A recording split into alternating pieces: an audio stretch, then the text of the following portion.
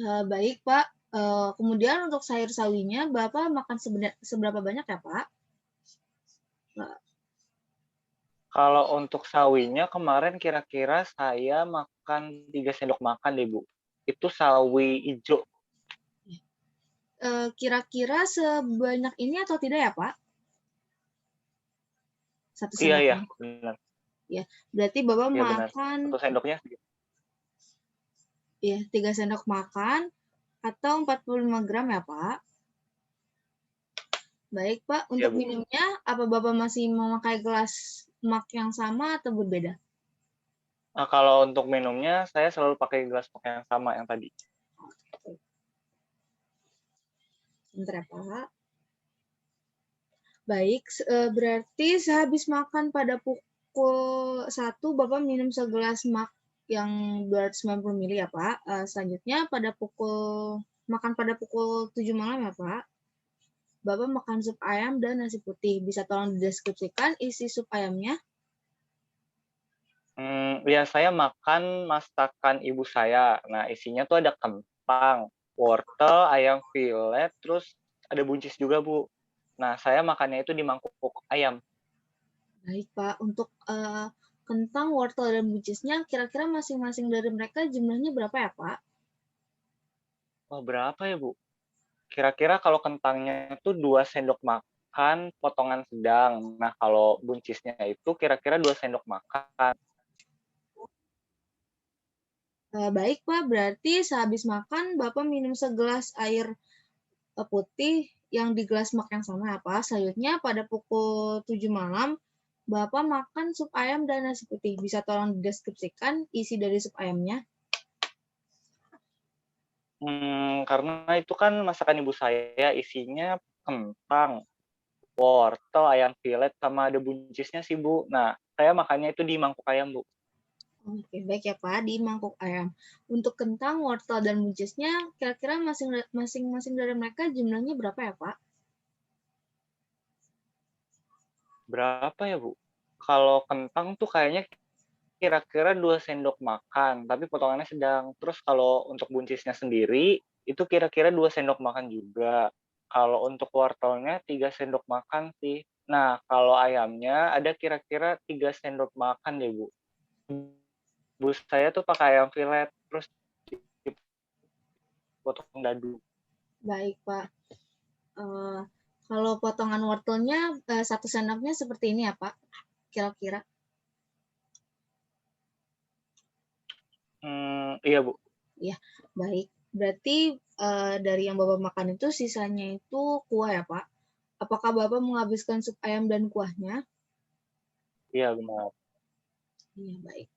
Iya, masakan ibu saya enak, coy. Iya Pak, seperti itu. Baik, kemudian untuk nasinya bagaimana Pak?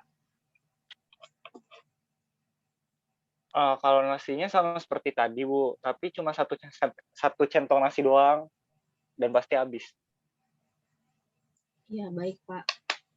Nasinya 1 centong dan habis. Untuk gelasnya tetap sama atau bagaimana Pak?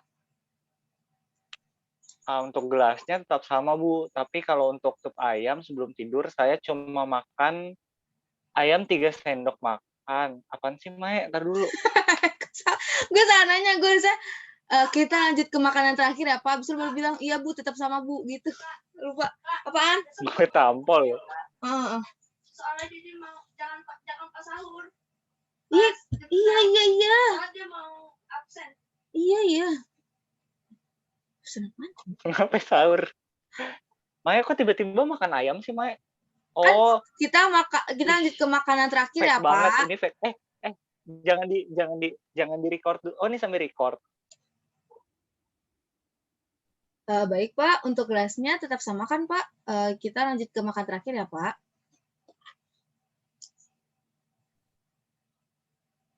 Ya Bu, untuk gelasnya tuh tetap sama. Nah, tapi kalau untuk makanan terakhirnya saya tetap makan sup ayam sebelum tidur, tapi kira-kira saya ngambilnya tuh ayamnya 3 sendok makan, terus wortelnya 3 sendok makan juga. Baik, untuk kuahnya berapa banyak Pak? Kira-kira 2 sendok sayur sih, Bu. Oke. Baik, Pak. Sesi food recall sudah selesai. Sekarang saya akan ulangi kembali makanan yang Bapak konsumsi kemarin ya, Pak. Pada pukul 8, Bapak makan bubur ayam sebanyak 250 gram. Lalu ayamnya itu dicincang kecil sebanyak 4 sendok makan atau setara dengan 40 gram. Lalu Bapak minum segelas air hangat di gelas mug sedang ukuran kira-kira 290 ml. Lalu pada selama kuliah online, Bapak minum segelas teh manis hangat sebanyak 195 ml dengan gula 2 sendok teh. Lalu Bapak minum 3 gelas air hangat di gelas mug yang sama ya, Pak. Lalu pada pukul 1 siang, Bapak makan nasi 2 centong nasi, lalu ayam bagian dada kira-kira beratnya itu 40 gram, lalu sayur sawi 3 sendok makan atau setara dengan 45 gram. Dan minum segelas air putih di gelas mug yang sama. Lalu pada pukul 7 malam, Bapak makan sup ayam, isinya itu ada kentang 2 sendok makan, wortel 3 sendok makan, ayam filet 3 sendok makan, buncis 2 sendok makan, dan ayam filetnya 3 sendok makan ya, Pak. Serta nasinya itu cuma satu centong. Lalu makan terakhir itu di pukul 9 malam, yang Bapak makan itu adalah ayam 3 sendok makan dan wortel 3 sendok makan. Baik, apakah ada makanan yang terlewat dari yang saya sebutkan, Pak? Enggak sih, Bu, enggak ada yang terlewat. Iya, baik. Terima kasih. Mohon maaf sebelumnya, kalau boleh tahu Bapak berasal dari mana? Kalau untuk itu saya emang tinggal di Jakarta, Bu. Oh, begitu ya, Pak. Di Jakarta Ya. Bapak tinggal sendiri atau bagaimana, Pak? Saya tinggal dengan ibu dan kakak saya. Oh, seperti itu. Untuk makan biasanya Pak Dama lebih suka makan pesan online atau makan di pinggir jalan atau kok makan di pinggir jalan? Bentar, salah. Hmm. Kalau untuk di Jakarta saya tinggal dengan ibu dan kakak saya sih, Bu. Oh, seperti itu ya, Pak. Untuk makan biasanya Pak Dama lebih suka di masakan rumah atau pesan online atau bagaimana, Pak? Kalau makan tuh saya lebih jarang makan di rumah sih, Bu. Soalnya saya lebih suka pesan online atau makan di pinggir jalan. Baik, Pak. Sewaktu Bapak tahu kalau Bapak terkena diare, bagaimana perasaannya, Pak? Nah, iya, Bu, awalnya saya pikir cuma diare biasa kan, Bu, karena intensitasnya tuh juga nggak sering. Nah, karena jadwal makan saya yang berantakan dan saya juga nggak jaga sanitasi makanan saya, malah memperparah diarenya, Bu. Saya juga jadi keganggu gitu aktivitas kuliahnya. Oh, seperti itu ya, Pak. Jangan khawatir ya, Pak. Insya Allah dengan konseling gizi disertai dengan saran dokter, diare Bapak bisa berkurang sedikit demi sedikit, sehingga Pak Dama bisa beraktivitas seperti semula kembali. Iya, Bu, saya juga agak repot kalau mesti bolak-balik kamar mandi terus-terusan. Ya, Pak. Kalau boleh tahu, Bapak sehari-hari selain kuliah online, Bapak ngapain aja, Pak? Iya, Bu, kan saya kuliah online tuh dari jam 9 sampai jam 12 ya. Terkadang lanjut kelas lagi tuh dari jam 2 sampai jam 4 sore. Nah, harinya biasanya saya pakai buat nugas atau ngajar sih, Bu. Oh, seperti itu ya, Pak. Untuk olahraganya bagaimana, Pak? Olahraga atau aktivitas Saya fisik jarang lainnya? olahraga sih, Bu, paling cuma iya, saya jarang olahraga, paling cuma Sabtu Minggu aja kalau lagi ada waktu gitu. Oh, baik ya, Pak. Sabtu Minggu. Kira-kira sekali olahraga atau aktivitas fisik itu berapa lama, Pak? Biasanya 20 sampai 30 menit aja sih, Bu. Oh, baik, Pak. Kalau boleh tahu, Pak Dama mempunyai alergi atau pantangan makanan tertentu? Kalau alergi nggak ada sih. Oke, baik, Pak. Sekarang saya akan menghitung total energi asupan makanan yang Bapak konsumsi kemarin ya, Pak. Mohon ketersediaan waktunya untuk menunggu. Sembari menunggu, Bapak dapat melihat dan membaca poster mengenai diare ya, Pak.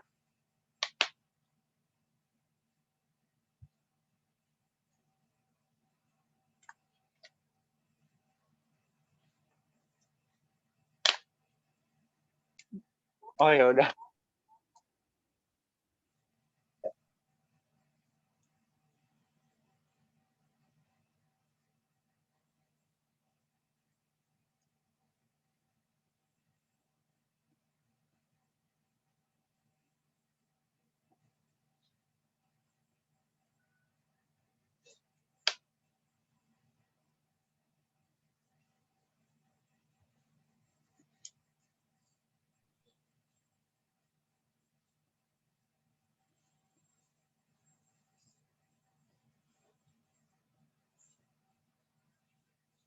Ah udah Bu. Oh, sudah ya Pak. Baik, setelah Ya Bu. Bapak membaca poster tentang diare, saya minta kesediaannya untuk mengisi form FFQ sesuai yang Bapak konsumsi dan berapa banyak Bapak konsumsi ya Pak.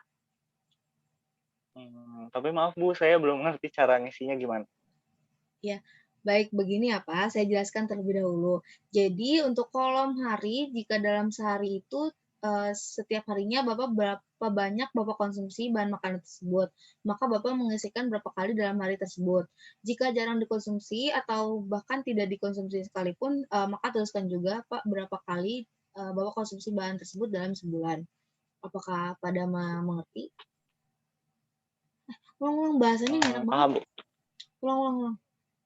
Nah, dari baik Bu. Bisa-bisanya. Nah, terus ini Lu mengisi. ceritanya ngasih kertas nggak? Oh iya juga ya. Gue bilang Lu ngasih nanti kertas aja ini ya ceritanya, Pak. ntar gue ambil Ya, kertas. Ya.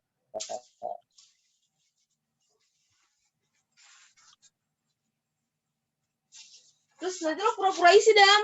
Pura-pura isi kayak tadi. Iya, Mae. Begini-begini Oke. aja kan. Biar Iya, iya. kelihatan kan nih gue. Iya ya gitu. Ya, kayak ya you know. Bentar dam. Ulang. Ini di record lagi dari tadi. Ya dah.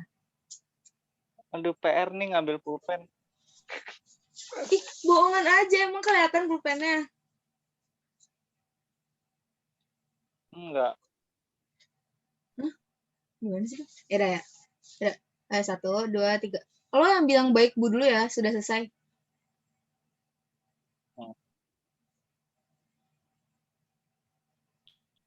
Baik Bu, udah selesai nih. Ya, setelah membaca posternya, saya minta kesediaannya untuk mengisi form FFQ sesuai yang Bapak konsumsi selama 1 bulan ke belakang ya, Pak.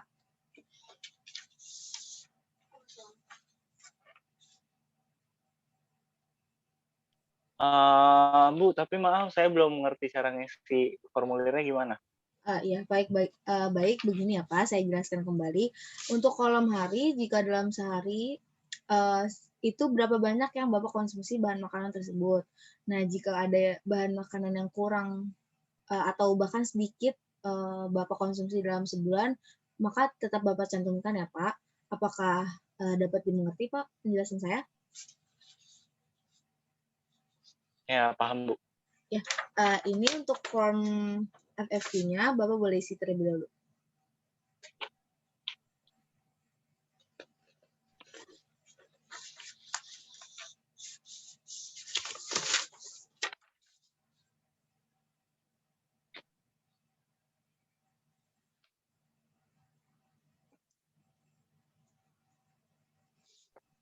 Maaf Bu, saya udah selesai nih ngisi formnya. Iya. Ya, terima kasih Pak. Saya akan menganalisa frekuensi bahan makanan dari form FFQ dan hasil rekolnya ya Pak. Sembari menunggu, Bapak bisa melanjutkan baca leaflet tentang diarenya ya Pak. Jika ada yang kurang jelas, bisa langsung ditanyakan ke saya.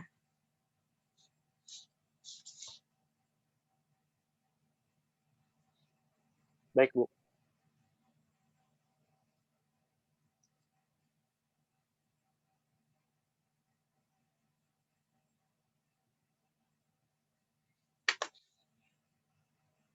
Baik Bu, udah Bu. Ya, baik Pak. Setelah saya, kok aneh ya Dam?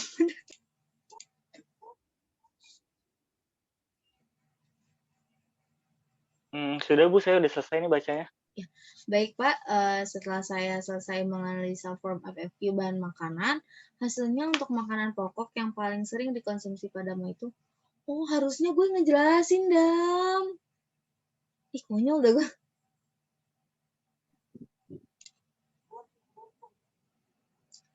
Baik, terima kasih Pak. Saya akan menganalisis frekuensi bahan makanan dari form FFQ dan hasil recall-nya ya Pak.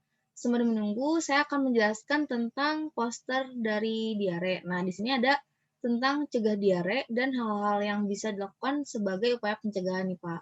Yang pertama, rajin mencuci tangan dengan sabun karena biasanya dari tangan itulah kita nih terdapat berbagai sumber penyakit gitu. Lalu yang kedua ada jaga kebersihan rumah dan lingkungan. Ini terkait sama lagi kebersihan. Lalu yang kedua gunakan bahan makanan yang segar. Lalu hindari kontaminasi silang saat memasak. Lalu makan dan minuman matang dan yang pastinya bersih ya Pak. Lalu hindari makanan yang terlalu pedas dan berikan vaksin rotavirus kepada bayi. Nah, hal-hal tadi yang saya sebutin itu bisa mencegah yang namanya diare. Nah, mungkin pada kejadian Padama, sumber penyakitnya itu bisa terjadi karena makanan di pinggir jalan yang tidak diperhatikan kebersihannya, Pak. Terkait dengan penjelasan saya, apakah ada yang ingin ditanyakan, Pak? Paham sih Bu. Berarti seputar sanitasi ya kalau case-nya saya. Iya, betul. Baik Pak, setelah saya menganalisa form FFQ bahan makanan, hasilnya untuk makanan pokok yang paling Bapak sering konsumsi adalah nasi ya Pak, dan paling jarang itu umbi-umbian. Kemudian untuk protein nabati, Bapak cukup sering mengonsumsi tempe dan tahu. Kemudian untuk protein hewani, lebih sering mengonsumsi ayam dan telur ayam, dan tidak mengonsumsi hati, limpa, atau otak selama 1 bulan ke belakang. Lalu Bapak mengonsumsi sayuran hijau sebanyak 1-2 kali, sering konsumsi minyak kelapa sawit, dan tidak mengonsumsi produk susu atau susu itu sendiri. Terakhir, untuk kategori lainnya seperti kopi manis dan makanan ringan, Bapak cukup sering mengonsumsinya ya, Pak. Iya benar Bu, udah betul. Ya, baik Pak. Untuk asupannya, setelah saya hitung, Bapak mengonsumsi sebesar 987,5 kilokalori ya, Pak. Gitu Bu. Itu maksudnya gimana ya? Ya, jadi begini Pak, saya akan jelaskan ya. Jika dibandingkan dengan total kebutuhan Bapak sehari, Padama membutuhkan sebesar 2.331,64 kilokalori atau setara dengan 2.300 kilokalori dalam seharinya. Jika dibandingkan dengan kalori yang Bapak makan kemarin, itu termasuk kurang ya Pak. Berarti jauh banget dong kalau misalkan dari yang seharusnya ya Bu. Iya Pak, tapi tidak perlu khawatir. Nanti saya akan berikan contoh menu diet yang akan kita terapkan untuk membantu Bapak memenuhi kebutuhan harian Bapak. Nah, untuk dietnya di sini kita akan melakukan diet bernama diet rendah sisa atau rendah serat ya Pak. Saya akan coba jelaskan apa sih diet rendah serat itu atau diet rendah sisa. Nah, diet rendah serat ini adalah makanan yang terdiri dari bahan makanan rendah serat dan hanya sedikit meninggalkan sisa. Yang dimaksud dengan sisa adalah bagian-bagian makanan yang tidak diserap seperti terdapat di dalam susu dan produk susu serta serat daging yang berserat kasar. Nah, Kak, di kasus Bapak ini kan Bapak mengalami yang namanya diare dengan frekuensi kurang lebih 5 kali sehari. Nah, serat di sini fungsinya itu untuk memperlancar proses pembentukan feses. Makanya itu kita nanti saya anjurkan Bapak untuk menjalani diet rendah serat agar tidak merangsang pembentukan feses secara cepat. Lalu tujuan diet rendah serat itu apa sih Pak? Nah, tujuannya itu untuk memberikan makanan sesuai kebutuhan gizi yang sesedikit mungkin meninggalkan sisa sehingga dapat membatasi volume feses dan tidak merangsang saluran cerna. Nah, ini ada beberapa prinsip dietnya. Yang pertama, energi dan protein cukup, menghindari makanan berserat tinggi dan sedang, lalu menghindari susu, produk susu dan daging berserat kasar, karena susu dan produk susu itu dapat merangsang sistem pencernaan dalam tubuh. Lalu menghindari makanan yang berlemak, terlalu manis, atau terlalu tajam. Lalu untuk bahan makanan yang dihindari ini ada beberapa macam nih, Pak. Yang pertama itu ada beras ketan, beras merah, jagung, umbi-umbian, bisa umbi, singkong, talas, dodol, dan kue-kue yang terlalu manis. Lalu untuk daging-dagingan, daging yang berserat tinggi, seperti ikan atau ayam yang diawetkan itu dihindari dulu ya, Pak. Lalu untuk kacang-kacangan, daun singkong, daun pepaya, dan daun melinjo, atau sayuran mentah lainnya, itu dihindari dulu karena dia itu tinggi akan serat. Lalu buah-buahan yang dimakan dengan kulit seperti apel, jambu biji, pir, durian, dan nangka. Lalu untuk minyaknya itu, kita kurangi dulu minyak yang untuk menggoreng, termasuk lemak hewan, kelapa, dan santan. Nah, kemudian makanan yang dianjurkan ini, Bapak bisa mengganti dari makanan biasa yang seperti Bapak makan tadi, nasi, diganti menjadi makanan yang lebih lembut, untuk pencernaan Bapak, seperti beras yang dibubur atau beras tim, atau tim nasi, roti bakar, kentang rebus, tepung-tepungan dibubur atau dibuat puding. Lalu untuk dagingnya Bapak bisa olah menjadi daging yang lebih empuk seperti hati ayam, ikan direbus atau ditumis, dikukus, diungkep atau dipanggang. Lalu juga telur masih boleh ya, Pak. Telur bisa direbus, ditim, diceplok, atau dicampur dalam makanan dan minuman. Dan untuk susu maksimal itu 2 gelas dalam sehari ya, Pak. Jika Bapak ingin mengonsumsi susu. Lalu tahu tempenya itu bisa ditim, direbus atau ditumis. Nah, untuk buah itu masih diperbolehkan asal dalam bentuk sari buah, seperti buah segar yang matang tanpa kulit dan biji dan tidak menyebabkan atau menimbulkan banyak gas dalam perut, seperti pepaya, pisang, jeruk, alpukat, dan nanas. Lalu untuk sumber minyaknya, Bapak bisa ambil dari margarin, mentega, dan minyak dalam jumlah terbatas untuk mengolah atau menumis saja. Lalu untuk tehnya, Bapak bisa minum teh encer dan sirup, mungkin tidak terlalu manis. Lalu garam, gula, salam, laos, kunyit, itu bisa dijadikan penambah bumbu. Seperti itu, Pak. Nah, di sini saya akan berikan contoh menu hariannya untuk diet rendah serat atau rendah sisa padama ya.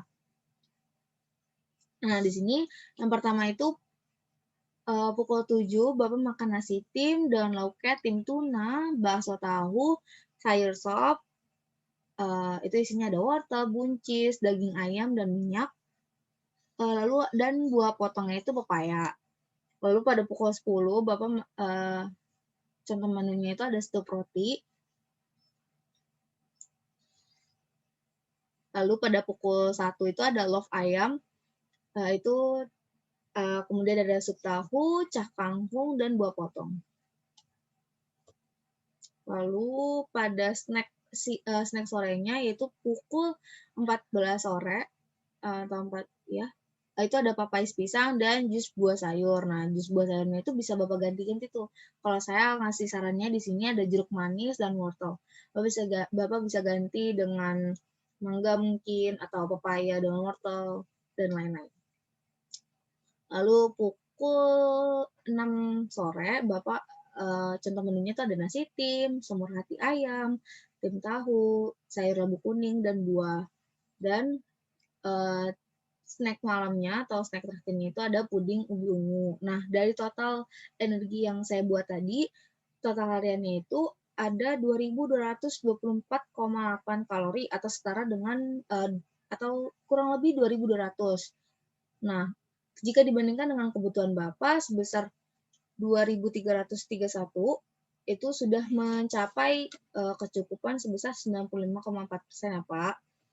Begitu juga dengan proteinnya sebesar 83,21%, dengan total pencapaian 95,17%, lalu lemaknya 66 gram dengan total pencapaiannya 102,2%, dan karbohidratnya itu dengan pencapaian 103,6%. Apakah Bapak sudah paham tentang diet yang kita akan terapkan? Paham, Bu. Kalau untuk list penukar makanan yang Ibu bikin sama brosurnya bisa dibawa pulang nggak ya, Bu? Oh, boleh Pak, leafletnya boleh dibawa pulang untuk panduan Bapak. Saya harap Bapak dapat memahami dan mengaplikasikan apa yang sudah kita bicarakan tadi ya Pak. Dan semangat terus Pak dalam menjalani dietnya. Semoga cepat pulih. Baik, Bu. Terima kasih, Bu. Ya, sekarang apakah Pak Dama dapat menjelaskan kembali informasi yang saya sudah berikan ke Bapak? Saya coba ya, Bu, yang saya tangkap. Jadi yang saya pahami sejauh ini tuh saya harus makan makanan lunak dan menghindari makanan pedas, atau makanan yang dapat merangsang ke kinerja pencernaan saya, Bu. Nah, kemudian saya juga harus menghindari kacang-kacangan dan lebih baik untuk mengkonsumsi makanan lunak seperti nasi tim tahu, atau sari buah. Yang saya katakan udah benar belum, Bu? Iya, tepat sekali Pak. Alhamdulillah ya Pak. Jika Bapak sudah mulai paham dengan diet yang kita akan jalan nanti, saya harap Bapak senantiasa dapat mengikuti anjuran diet yang telah saya anjurkan ya Pak. Iya, siap, Bu. Baik Pak, proses konseling gizi hari ini sudah selesai. Selanjutnya kita akan rencanakan pertemuan berikutnya 2 minggu ke depan ya Pak. Sampai bertemu di 2 minggu ke depan. Ini saya berikan nomor telepon saya. Jika ada yang ingin Bapak tanyakan tentang dietnya, Bapak Dama bisa langsung menghubungi saya pada jam kerja ya Pak. Iya, Bu, terima kasih banyak, Bu. Sehat selalu. Terima kasih Pak Dama.